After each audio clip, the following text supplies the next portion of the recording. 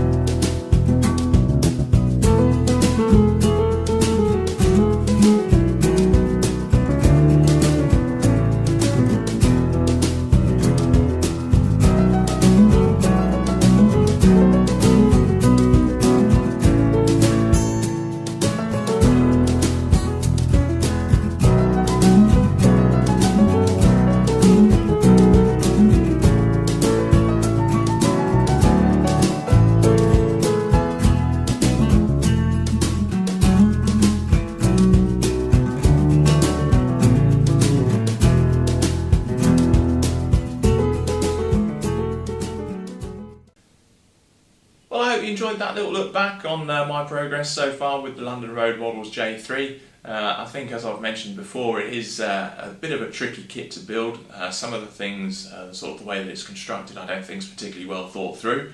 But on the other hand, you do get that sense of achievement when you actually get it up and running and it works. I'm just taking my time with it, making sure that all the clearances are correct, that we don't get any shorting from the wheels onto the chassis frame. And there's been a bit of sort of scratch building, as I sort of showed in there, just to replace some of the kit parts. But overall it's coming along quite nicely, and I think I'll turn my attention to the tender next. And I've got to change a few things with that as well, just to make sure that that works correctly. So having seen that, then we'll look at the close-ups, and we will review what I've brought back from the UK in order to help me complete some of my ongoing projects. As you can see, I've switched now into the close-up view, and I've put all the stuff that I brought back from the UK on the workbench to enable me to explain to you what I'm going to be doing in the next few weeks. One of the things that I wanted to change really was the gearbox for the London Road Models J3 that I'm building. As you can see, the current gearbox is just a high level kit. I think it's a load hauler. Yeah, it is a load hauler. And it's currently driven off the centre axle. So it kind of fits in something like that. Now the only problem with that is that there's a bit of a gap there on the frame, on the chassis, where the back of the firebox goes into the locomotive. So what I wanted to do, this being driven off the centre axle like that, I just wanted to send that back just a little bit, so the frame of the gearbox actually goes up, hopefully behind the firebox side there. So what I changed up, and what I got, was a Load Hauler Plus, and you can see it has the stretcher there, and that just sends the gearbox back a centimetre or so, and should enable me to hide the gearbox a little bit better. I don't think you'll see too much of it anyway, but it just gives a little bit more clearance inside there, and should make everything a little bit easier to fit. So what I'll do is I'll just detach this gearbox, and I'll make the new one. I'll show you how I do that. Really easy to put together and assemble, and we'll get that fitted into the locomotive once and for all, once that's done. So maybe I might even do that this afternoon actually. See how it goes. I'll see how I feel. The other thing that I bought back was these roofs. I bought these from MJT Components. They are, I believe, they are the BR standard roof profile. They're aluminium extrusions, and they are for this wonderful kit that I've got here. I don't know if I've showed you this before, but this is the Wizard Models RDEB LNER Silver Jubilee set that I'm building, and this is a full rake of 8 coaches. It was their first streamlined service, and I think it's going to build up into a really fantastic looking kit. I ordered the wrong roof profiles initially. There's no exact match for them, but I believe the BR roof profile does seem to be the best, and I just need to remove the lip from the bottom of the roofs. I'll show you on the extrusion here. There's just a lip on there, and just to enable those to fit onto the top of the coach, you just need to remove that lip. You can see that there's the gap there, so that's no good. So I've already done that on this particular roof, and you can see that fits in there very nicely, just like that, and those will build up into lovely kits. Absolutely trumps the Hornby version, the Hornby offering. Those 30-year-old LMS Stanier mouldings, which they paint silver and then mark it as a Silver Jubilee. How on earth Hornby can get away with doing that, I don't know. You know, they're not even articulated. This is an articulated set. You've got 2 triples and a double. I'm doing the full rake of 8. It was initially 7 coaches. It was so popular that the LNR expanded it to 8 coaches. And those Stanier sets from Hornby just look nothing like the prototype whatsoever. So if you're anyway halfway interested in the LNR, then I'd strongly recommend this kit from Wizard Models. Needs a bit of custom work doing to it, but I think the results are going to be great, and I'll show you my progress with this kit as I move on with it all the way through. Something else that I did also related to streamliners is my Coronation, and it's pretty disappointing actually. Long story short, I had fitted originally, when I built the set, I originally fitted P4 wheels. I don't know why I did that. I just didn't think that I didn't think to check the wheels, and I just installed the P4 wheels that came with the kit into the Coronation. Obviously that's wrong. It means it doesn't work on 00 track. They're just derailed. So I went ahead and got the new wheels in 00 fine scale, and then I went to replace the wheels, and the bogie started sort of disintegrating on me a little bit, and it was difficult to get the wheels in. And as you can see, I don't know how good these compensated units are from MJT. Part of it is that I haven't built them tight enough. You can see there's some flex there, and what that means is that when that flexes, the metal wheels touch the brass frames and could cause a short. Now, if you're running DC, you can get away with it. It's not so much of an issue, and they did work on DC track fine when they weren't going over points, that is. But if I want to run DCC, then I can't have any shorts, because if you get a short in DCC, it will shut down that power district. So what I have to do really, I think, is strip these down in cellulose thinners. It's only enamel paint, it kind of scratches off anyway actually. Strip these down, unsolder them, try to rebuild them. I've got the wheels here, the correct wheels here. Try to rebuild them. I might even build them rigid actually.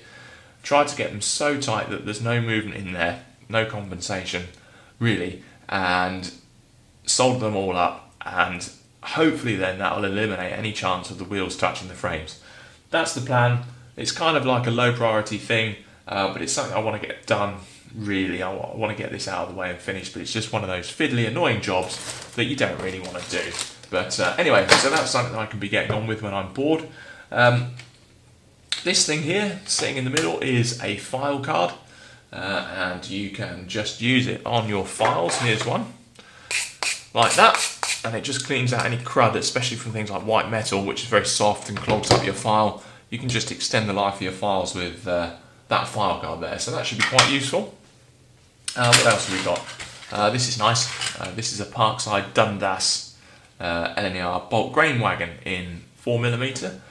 I've not built a plastic model railway kit before. I've done quite a few aeroplane kits, but I thought I'd have a go at this as just a quick build really. Looks like quite a nice kit, a bit of flash on the mouldings there, which you can see. But it comes with everything you need, bearings, wheels, so we'll give that a try. Hopefully a quick little build, and obviously I'll film it and show you how I get on with it. Looks quite nice though, quite a fun little thing, I think. Quite a nice project. What else have we got? Here's some track that I've got for calibrating my stock. As you know, I don't have a layout here in Hong Kong, well not in 00 anyway, and so it's difficult for me to get an idea of how close I can get locomotives and tenders. So what I did was, on A4 paper, just print out this 10-pot plan, and this is a 3-foot radius curve, and what I can do is put the track onto the curve, and then I can calibrate my models, and 3-foot radius curve is what I plan to use on my layout when I eventually come to build it. So that should be quite useful. I can just set up a little test bed as required. The final thing that I've brought back is this set of backtrack magazines. You can see it's from February 1993, so it's pretty old school. And I originally bought them on eBay because I had an article in there which featured the layout that I want to do in the future. And I hadn't really sort of paid much attention to the magazine, but actually they're really, really nice. Really good quality paper. Loads of interesting articles. Lovely, look at that. Beautiful full colour spread, and you can, although it's not my period, you can actually see how these locomotives weathered and how they were kind of cleaned. This is in the 60s, they've got some, it's an A1 there, some really nice colour photos. Very interesting articles in that Backtrack magazine. So they're the things that I brought back from the UK. I hope you found that interesting, and should enable me to continue with some of my projects. Okay, so this is what I've been dying to show you. No, it's not a picture of the Flying Scotsman. It is of course a kit that I got, and it is this. Here we are. A DNS Models NER or LNER dynamometer car in 4mm scale. I am so pleased to get this kit. I can't tell you how excited I am about it. Look at it, look how old school it is. It looks absolutely awesome. Bit of a backstory to this. As some of you may know, Rails of Sheffield have released a ready-to-run version of the Dynamometer car. It's priced at 125 quid, so, you know, for one coach it's quite a pricey thing, but it is a one-off, so it's interesting that they've done that. That kind of got me thinking and reminded me that I do actually really need a Dynamometer car for my Coronation set, so I can recreate the record-breaking 126 mile an hour run. Didn't really want a ready to run, it was a bit boring, and I did remember that there was a Dynamometer car that I've seen. There's one that runs on Grantham, I think, and it's a really, really lovely model, and I thought, yeah, I could do with one of these. So I started looking on eBay, and yeah, funnily enough, there's one for sale. I think people have probably thought, oh man, I could get the ready to run one, and then I won't need to bother with the kit. So they're selling their kits. The first one came up, and I missed it. It went for like £85. Second one came up, unbelievably, and I completely forgot to bid, which is quite common for me.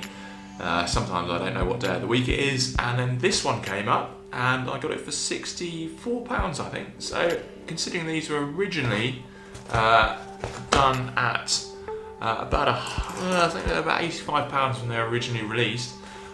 Pretty good value, I think. So I'll just take this up for transit. Let's have a look inside. Now, this is not a full kit review because it's not currently for sale, but I did just want to show you inside. So let's have a quick look at the instructions. First of all, what do we have? Okay, so that is that's the first bit. That's talking about the bogies. There's two types: NER bogey there and the LNER bogey. I need to talk about that later on because I've only got NER bogies and they're different. Here is part of the instructions. Nice drawings by the looks of it, nice scale drawing there as well.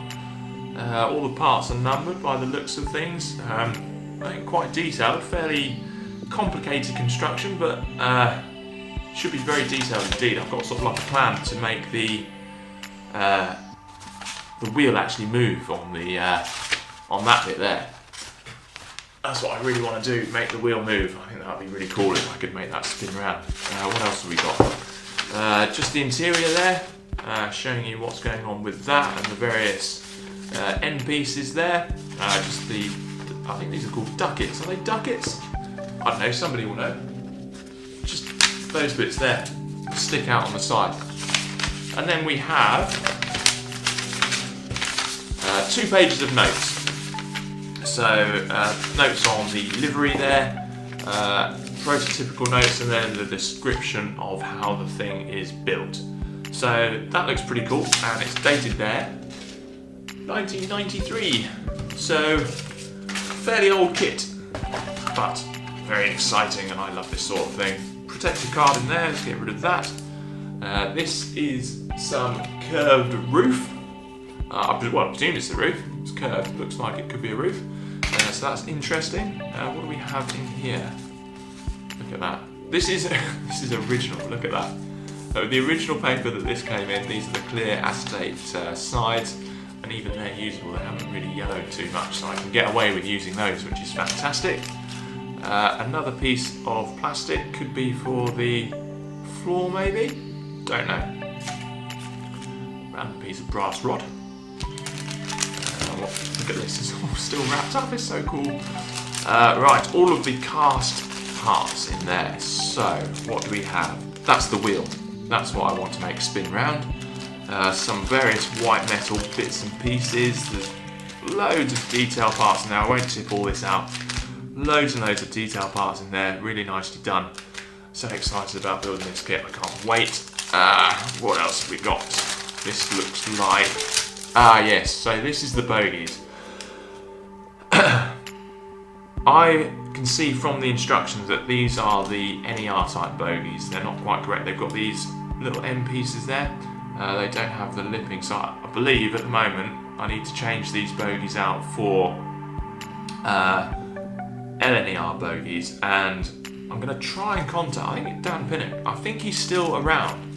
So I might try and contact him and see if he might have a spare set of LNER bogies, because it'd be really nice to be able to use the actual kit ones for the model. But I mean, they're really well thought out. It's really nice. It's all fold-up construction by the looks of it. Really crisp etchings, and I think that'll be a really nice thing to build up. So if I can get the original bogies for this will make things a whole bunch easier, I think. What else do we have? Right.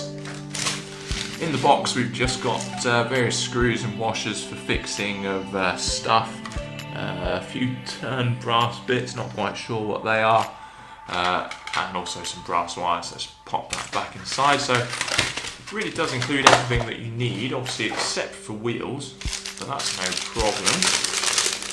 And then here, I love this old brown paper as well, it's fantastic. Right, what have we got? Okay. So this looks like the chassis to me. What does it say on there? It says NER, Dynamometer card, DNS models. Okay, fine.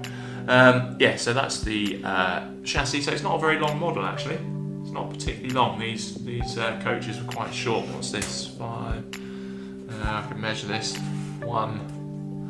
So it's about 7 3/4 inches long, according to my work mat there. So again, really nice crisp etches, and we've even got, that's actually etched in rivet detail. That's really nice. A lot of the time you have to punch through rivets to get those to show on models, but this is all already etched into that. Fold-up construction there, really helpful. Looks like it will go together very nicely. It's all been properly designed, this kit, by the looks of it. And then we have 2 parts here, beautifully etched. Oops. This is the roof, by the looks of it. So all the little apertures for the window. We've got the side pieces really nicely etched in there. That's going to be beautiful when that's built up. So crisp and lovely. Again there, more etched detail. Everything fold-up construction. It's all got recesses and tabs, and we've got etched detail on the back as well. This is exciting. This is going to be a nice kit.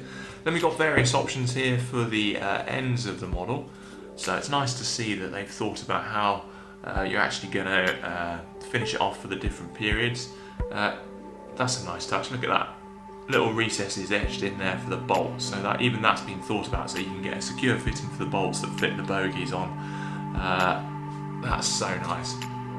Really nice crisp etchings. I mean, these are like, what are these, 25 years old? They look absolutely awesome. And then we have the final bit here. Let's see. So probably just interior stuff there. That looks like an interior partition. We've got some of the drop lights, I guess, there. End pieces, gangway piece maybe. End pieces there for the overhead roof, and probably some more side pieces there as well. So, just a quick look at what is a really wonderful looking kit. Yeah, you can see, I think this has been built with the NER wheels. The NER wheels are different. I need to fit Gresley 8'6" bogies. They were changed at some point, and I can't remember when that change happened, but I'm pretty sure for my period, which is about 1936, 37, that we had the 8'6" bogies, and I'm just trying to scan through on these plans to see when that was changed. Doesn't say there, but they're the NER bogie types, and that'd be the bogies for the LNER 8'6" type, a rigid bogie there.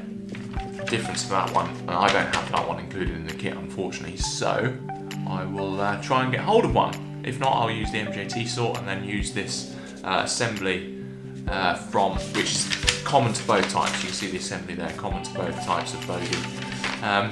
So hopefully I can get hold of that. If not, I'll use the MJT instead and use the cast white metal sides, which I'll have to get as well, but that's the least of my worries.